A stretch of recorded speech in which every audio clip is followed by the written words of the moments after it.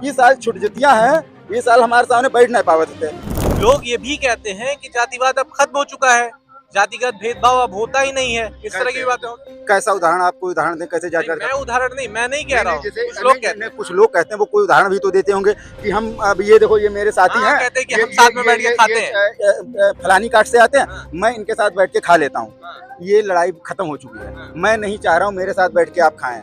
मैं ये चाह रहा हूँ कि जब मेरा कोई इंटरव्यू हो रहा हो तब मुझे मेरी जाति के आधार पे नंबर ना काटे जाएं। ये चमार के चीनी साइड में करो। यूजीसी के समर्थन में अब तक का सबसे बड़ा आंदोलन आज लखनऊ के परिवर्तन चौक पर हो रहा है। मेरे पीछे जो आप तमाम भीड़ देख रहे हैं, आप जो सभा देख रहे हैं पीछे हो रही है, चल रही है, ये लोग यूजीसी का समर्थन कर रहे हैं। मेरे साथ कुछ लोग हैं, इनसे हम बात करेंगे कि यूजीसी का समर्थन आप लोग क्यों कर रहे हैं। यही मेरा पहला सवाल है। अमतेश जी बताइए। यूजीसी का समर्थन क्यों कर रहे हैं, इससे पहले आपको ये प्रश्न पूछना चाहिए कि यूजीसी एग्जिस्ट करता है या नहीं करता है, और यूजीसी की जरूरत क्यों पड़ गई।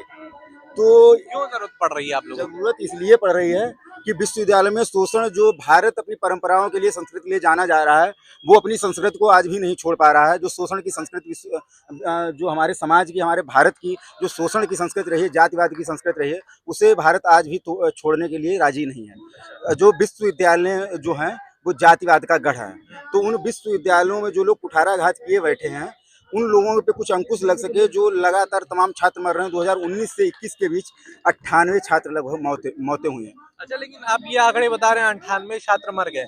लोग ये भी कहते हैं कि जातिवाद अब खत्म हो चुका है, जातिगत भेदभाव अब होता ही नहीं है। इस तरह की बातें होती हैं। कैसा उदाहरण, आप कोई उदाहरण दें कैसे जातिवाद। मैं उदाहरण नहीं, मैं नहीं कह रहा हूँ, कुछ लोग कहते हैं। कुछ लोग कहते हैं, वो कोई उदाहरण भी तो देते होंगे कि हम अब ये देखो ये मेरे साथी हाँ, हैं, कहते हैं कि हम साथ में बैठ के खाते हैं। फलानी काट से आते हैं, हाँ। मैं इनके साथ बैठ के खा लेता हूँ। हाँ। ये लड़ाई खत्म हो चुकी है। हाँ। मैं नहीं चाह रहा हूँ मेरे साथ बैठ के आप खाएं। मैं ये चाह रहा हूँ कि जब मेरा कोई इंटरव्यू हो रहा हो तब मुझे मेरी जाति के आधार पे नंबर ना काटे जाएं। कोई क्लास के अंदर प्रोफेसर मुझे अगर जात के नाम पे प्रताड़ित कर रहा है, जात के नाम पे लगातार क्रॉस क्वेश्चन करता जा रहा है, और उसके बाद मुझे क्लास से सप्ताह भर के लिए बाहर कर दे रहा है, क्या ये सवर्ण साथी मेरा उस वक्त मेरे साथ खड़ा होगा? जब कोई सवर्ण बच्चा आके मुझे जातिगत आधार पे वो करता है, शोषित करता है, तब क्या ये सवर्ण व्यक्ति अपने सवर्ण आदमी के खिलाफ खड़ा होगा कि नहीं ये तुम गलत कर रहे हो? कितने लोग हैं जिन्होंने जितेंद्र मेघवाल की हत्या का विरोध किया? नहीं किया। कितने लोग हैं जिन्होंने रोहित वेमुला की मार्च का विरोध किया? कितने लोग हैं रोहित वेमुला के समर्थन में आए? कितने लोग हैं दर्शन सोलंकी के समर्थन में आए? कितने लोग हैं जो पायल ताड़वी मरी उसके समर्थन में आए? अभी विश्वविद्यालय की मैं बात कर रहा हूँ, आपको हो सकता है पता हो ये घटना। एक लड़का एलबीएस छात्रावास का है, एमबीए सेकंड ईयर का, उसे बहुत भूत की तरह बना के मारा, बहुत बुरी तरीके से। सीसीटीवी हमारे पास फुटेज हैं, और उस SC ST में मुकदमा दर्ज कराने। क्यों मारा? ये कोई भी दुश्मनी रही हो तुम्हारी, लेकिन वो दुश्मनी नहीं बता रही, जातिगत आधार पे गाली दी, पूरे हॉस्टल ने सुनी, लोगों ने गवाही दी। उस पे मुकदमा कौन सा दर्ज किया? 151 CRPC का। जब विश्वविद्यालय में हम उसकी शिकायत करने प्रॉक्टल बोर्ड में क्या किया गया? कारण बताओ, नोटिस किया गया। अच्छा, कोई मारने का कारण बताएगा? ये बात बताइए। 64,000 छात्रों ने विश्वविद्यालय छोड़ा है 2013 से 26 के बीच, तो 64,000 बहुजन छात्रों ने छोड़ा, क्यों छोड़ा है? अच्छा, जिन लोगों ने मारा था उन लोगों के पास नोटिस गया, कारण बताओ। कारण बताओ। और 151 का मुकदमा उनके खिलाफ दर्ज हुआ, केवल 151 पर तो जो आंदोलन में हो जाता, मार तोड़ में अगर। और आपको एक बात और, मैं मेरे जो सुनने में आया, तो हो सकता है अगला प्रश्न आपका यही हो कि उन्होंने ये कहा कि इससे जो है फेक मुकदमे बहुत होंगे। SC ST के फर्जी मुकदमे हो सकते हैं, इससे फर्जी मुकदमे हो सकते हैं, और कहते हैं कि SC ST के सबसे ज्यादा मुकदमे फर्जी पाए जाते हैं। एक दो उदाहरणों को छोड़ के फर्जी मुकदमे नहीं, मैं कारण भी बताऊँ फर्जी मुकदमे कैसे होते हैं। जैसे मैं या आप बहुत गरीब हैं, समझ लीजिए कि मैंने आपको जाति के आधार पर गाली दे दी, और मैं कोई करोड़पति हूँ। आपका दिमाग उस वक्त बहुत एकदम खौला, और आपने सोचा कि FIR करूंगा। आपने जाति के आधार पर SC ST में मेरे खिलाफ मुकदमा दर्ज करा दिया। अब मैं तो बहुत पैसे वाला हूँ, मैंने आपकी औकात है 5 लाख वाली, मैंने आपको 25 लाख दे दिया, तो आप वो बात भूलेंगे या नहीं भूलेंगे? जाति के आधार पर गाली, बताइए, भूलेंगे? अब आप वो बात भूल गए, आपने वो मुकदमा वापस ले लिया। अब ये मुकदमा हो गया, फेक हुआ।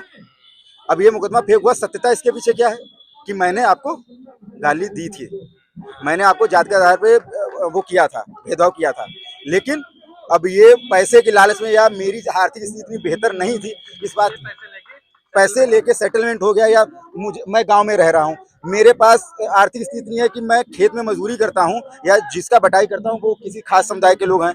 लैंड डिस्ट्रीब्यूशन में फिर बात, ये जो यूजी से रिलेटेड बात है, केवल मुद्दा यूजीसी नहीं है, ये सारे मुद्दों से जुड़ा हुआ है कि हमारे घर पे दवा जाएगा, कि हमारे बाप जिनके घर में बटाई करते हैं, वो जिन्होंने भेदभाव नहीं किया लेकिन उनके भाई ने भेदभाव किया है, तो वो कहते हैं कि नहीं हम बटाई ले लेंगे वरना वो केस वापस लो। तो हमारे तो खाने के लाले पड़ जाएंगे अगर हम केस कर देंगे। तो इसकी सुनिश्चितता कौन निश्चित करेगा, सुरक्षा कौन सुनिश्चित करेगा? तो ये सारे तमाम प्रश्न है। और इसीलिए यूजीसी का जब विश्वविद्यालय में, और मैं तो कह रहा हूँ समाज के स्तर पे यूजीसी होना चाहिए कि ये यूनिवर्सिटी के लिए है, स्कूल में जब भेदभाव हो तो उसके लिए कौन करेगा? अभी प्राइमरी स्कूल में टीचर पढ़ाने से मना करते हैं, ये चमार के चेने साइड में करो, सॉरी कोई कह मत देना कि ट्रोल करने लगो, जैसे इन बच्चों को नहीं मैं पढ़ाऊंगा। अच्छा, सैलरी किस बात के ले रहे हो? सोशलिस्ट देश है, सेकुलर देश है, लोकतांत्रिक देश है, तो ये आपको करेंगे ना आप सभी को समानता का अधिकार है। अम्बेडकर साहब लिख के गए। अब कुछ दिन पहले एक चल रहा था कि पानी नहीं पीने दिया गया तो जिंदा कैसे हो। अच्छा, अब वो जल वाला मामला है, तो उसके पीछे वो या तो अपने आप, दिल्ली में वो लड़की नहीं, हर जगह ये लोग कहते हैं, वो तो उठ गई। लेकिन ये बात मैं अपने आप उन्हें या तो बहुत मूर्ख समझता हूँ, या वो अपने आप को बहुत चालाक समझते हैं, या तो फिर अपने घर के जो पिताएं हैं, जो मतलब उनके बड़े बूढ़े हैं, बाबा परबाबा, उनके पास तो भी बैठते नहीं है। उनके पास 10 मिनट आप बैठेंगे, आपको पूरी भारत की संस्कृति समझ में आ जाएगी कि वो कहते हैं ये साल छुटजतियां हैं, ये साल हमारे सामने बैठ नहीं पावत थे, अब साले बराबर में जाते हैं, नमस्ते भी ना कर, पैर छुए भी ना कर। जब ये जिसकी संस्कृति है। और ये बताइए कितने लोगों को प्रॉपर्टी एक्वायर करने का अधिकार था? आज से 5000 साल पहले या आजादी से पहले कितने लोगों के पास प्रॉपर्टी एक्वायर करने का अधिकार था? पानी पीने का मतलब मैं आपको समझा रहा हूँ।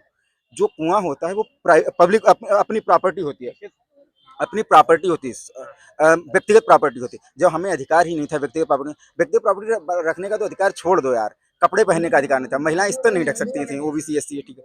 तो वो स्तन टैक्स लगा था, नगेली जब उसने अपने स्तन काट के दे दिए थे, तो उसके बाद से वहाँ विद्रोह हुआ। तो जिन लोगों को कपड़ा पहनने का अधिकार नहीं था, तुम्हें लग रहा है कि उन्हें कुएं खोद लेने दे देंगे। ये कह रहे अच्छा, ये कुएं फिर एससी एसटी के खोदता कौन था? कुएं हम जरूर हमसे खुदवाए जाते हैं, उसके बाद कुएं का शुद्धिकरण भी होता था। प्रॉपर्टी ये तुम्हारी थी, तुम्हें प्रॉपर्टी एक्वायर करने का अधिकार, हमें अधिकार नहीं था। वो अधिकार इस तरीके से ना कि जब प्रॉपर्टी नहीं करेंगे तो हम आपके यहाँ ही खाना खाएंगे। जूठन पुस्तक पढ़े तो आपको पता चलेगा, खाने के लिए नहीं था, लोगों के घर में मजदूरी करते थे तो उन्हें जूठन खाने के तौर पर परोसी जाती थी। तो जहाँ की हालत ये रही हो तो उन्हें लगता है कि पानी पीने देते होंगे। कितने लोग प्यासों मर गए हैं, उनकी हिस्ट्री उठा के पढ़े ना। हिस्ट्री तो आप वो पढ़ेंगे जो 1947 के बाद लिखी गई है, और जो किसी खास जाति के लोगों ने लिखा है। कितने लोगों का नाम आता है, कितने लोग अभी यार मटका छूने पे अभी जब मार दे रहे हो, छोटे से बच्चों को मटका छूने मार दिया। अहमदाबाद में एक लड़के को गेंद छूने पे मार दिया, वो गेंद सवर्ण बच्चों को छू ली थी, उसे मार दिया। उसके बाद अभी अलवाड़ा में, गुजरात के अलवाड़ा में, मैं ये घटना 1936 से रिलेट करता हूँ कि अम्बेडकर साहब ने जाति का विनाश पुस्तक लिखी थी। उसमें उन्होंने दो घटनाएं गुजरात की लिखी, एक राजस्थान की लिखी, और सेम घटनाएं आज भी वैसी ही घटनाएं सेम गुजरात में हो रही है, राजस्थान में हो रही है। इसका मतलब 1936 से लेके 2026 तक भारत की व्यवस्था में जो जाति व्यवस्था है, वर्ण व्यवस्था, उसमें कोई परिवर्तन नहीं हुआ है। तो जो लोग कह रहे हैं कि पानी नहीं मिला है, कृपया अपने घर के बड़े बूढ़ों के पास बैठे, पता चलेगा कि पानी दिया था उन्होंने या नहीं दिया था। आज भी अपने घर में अपने दलित बच्चे दोस्त को ले जाके देखें और बताएं अपने बाबा को कि ये मेरा दोस्त है, ये इस जाति का है, दलित है, और देखते हैं वो उसके अपने गिलास में पानी देते हैं या नहीं देते हैं। बस मैं यही बात। ठीक है मितेश जी, आपसे तमाम विषयों पर अलग से इंटरव्यू करेंगे। हम और लोगों से बात कर लेते हैं यूजीसी के मुद्दे पर। आप बताइए क्या नाम है आपका? मेरा नाम विशाल राणा है। विशाल जी, ये बताइए क्यों आए हैं आप यहाँ पर? यहाँ पे मैं यूजीसी के सपोर्ट में आया हूँ। 3 फरवरी को भी मैं आया था, 8 फरवरी तक भी मैं मानव के साथ, आकाश कटेरिया भाई, अनिल चौधरी के साथ में, आप भी देख रहे होंगे, कवर कर रहे हैं। हाँ, कवर कर रहे हैं, आप देख रहे होंगे, निरंतर हम साथ में हैं। तो यूजीसी के सपोर्ट में हम इसलिए हैं क्योंकि ये SC ST बैकवर्ड मिनोरिटी के हक अधिकारों की लड़ाई है। जब हक अधिकारों की लड़ाई होती है तो हम लोगों को खुले पैनल पे आ जाना चाहिए, जितना भी SC ST बैकवर्ड समाज है। क्योंकि आज भी मुझे लगता है बाबा साहब भीमराव अम्बेडकर के समय में क्या स्थिति रही होगी, जब आज भी AI जैसे डिजिटल पीरियड में आज भी लोग समाज जागरूक नहीं हो रहा है, एक पैनल में नहीं आ रहे हैं, लोग कट कट के फिर रहे हैं, वो अलग अपना धरना प्रदर्शन कर रहे हैं, वो अलग धरना प्रदर्शन कर रहे हैं। जितना बाबा साहब भीमराव अम्बेडकर जी ने कहा था, जितने आप संगठन में बटेंगे उतनी भी आपकी ताकत कम होगी, हाँ कमजोर होगी। कहीं ना कहीं वही मुझे देखने को मिल रहा है, जितने संगठनों में बढ़ते जा रहे हैं उतनी मेरी ताकत कम होती जा रही है, फैल जा रही है। हाँ एकजुट नहीं हो पा रही है।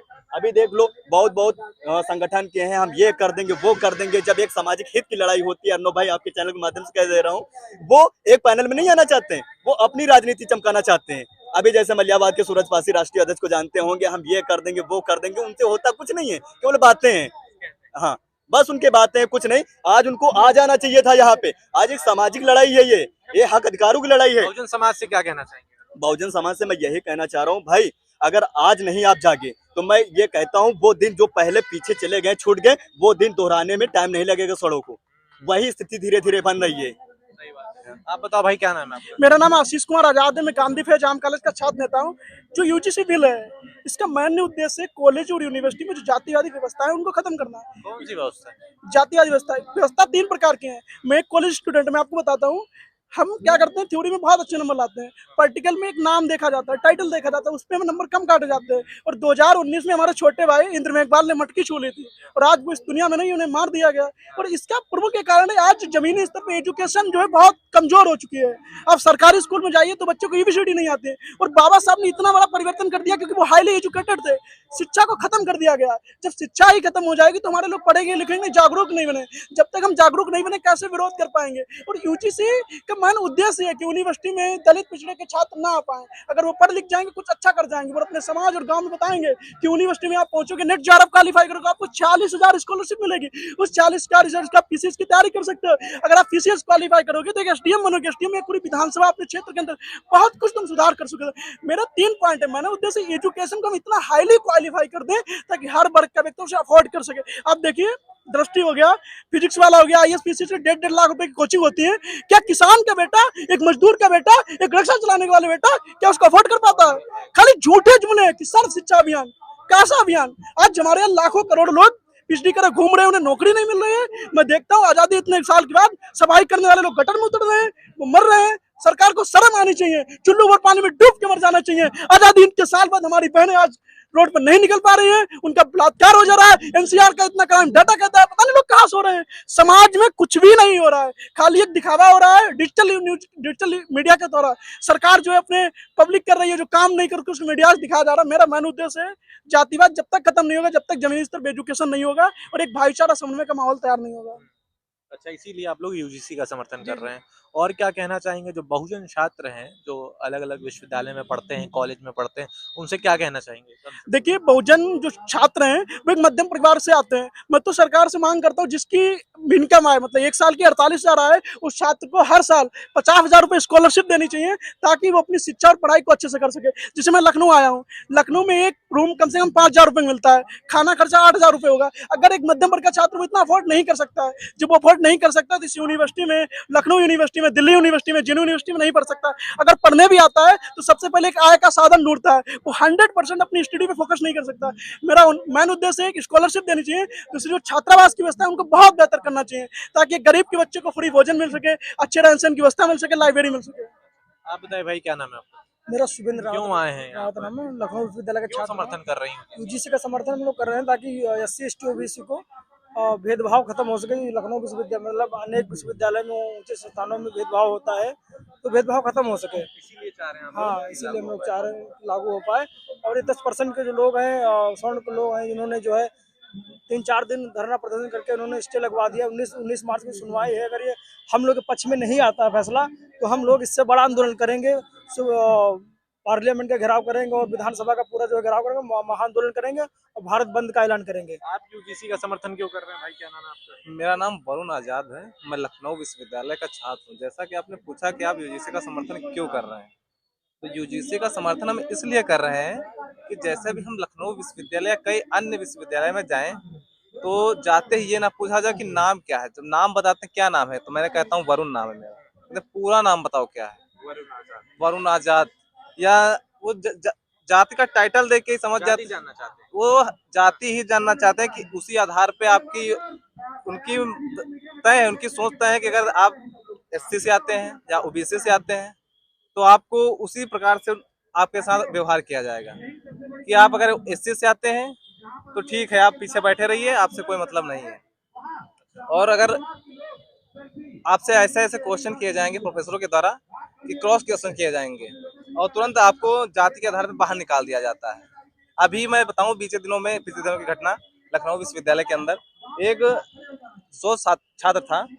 उसने पार्क में बैठकर 2-4 छात्र अपना चर्चा कर रहे थे, तो वहां पर सवर्ण छात्र प्रोफेसर आता है और उनसे कुछ बात होती है, ऐसे ही नाम पूछा क्या कर रहे हो, यहाँ कैसे बैठे हो, और तुरंत थप्पड़ मार देता है।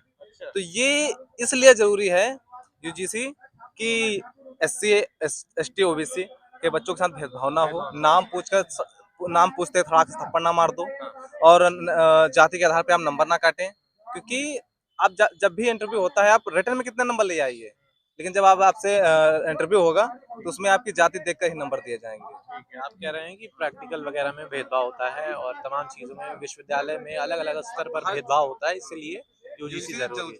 आपका क्या नाम है?